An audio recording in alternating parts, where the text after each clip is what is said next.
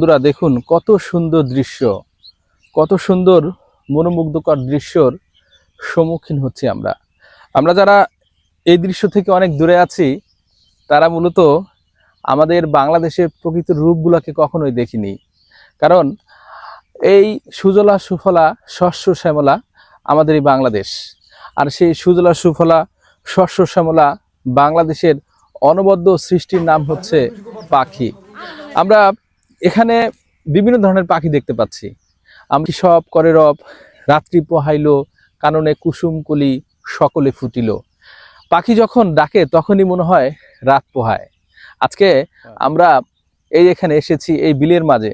দেখুন কত সুন্দর পাখি, কত সুন্দর করে সবাই মিলে খাওয়া দাওয়া করছে। সবচেয়ে আশ্চর্যজনক যে বিষয়টা সেটা হচ্ছে যে আল্লাহ তাআলা পৃথিবীতে যত মাখলুকাত সৃষ্টি করেছেন সর্বশ্রেষ্ঠ মাখলুকাত হিসাবে মানুষকে সৃষ্টি করেছেন।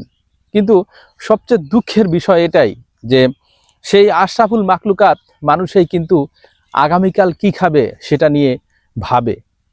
কিন্তু এই সৃষ্টির, এই পাখি জগতের তাদের এ ব্যাপার নিয়ে কোনো চিন্তা নেই, কোনো চিন্তাই নেই। তাদের একটা বিশ্বাস যে তাদের যে সৃষ্টি করেছে তাদেরই সে খাওয়াবে। তারা কিন্তু সেই প্রকৃতির নিয়মে আছে এবং প্রকৃতির নিয়মেই থেকে যাচ্ছে। আসলে বিশ্বাসটা যদি এরকম শক্ত থাকে তাহলেই কিন্তু সেখানে পাওয়াটা সুনিশ্চিত হয়। আমরা জ্ঞানীরা একটি কথা বলে, চাওয়াটা যেখানে সুনিশ্চিত পাওয়াটা সেখানে অবশ্যম্ভাবী।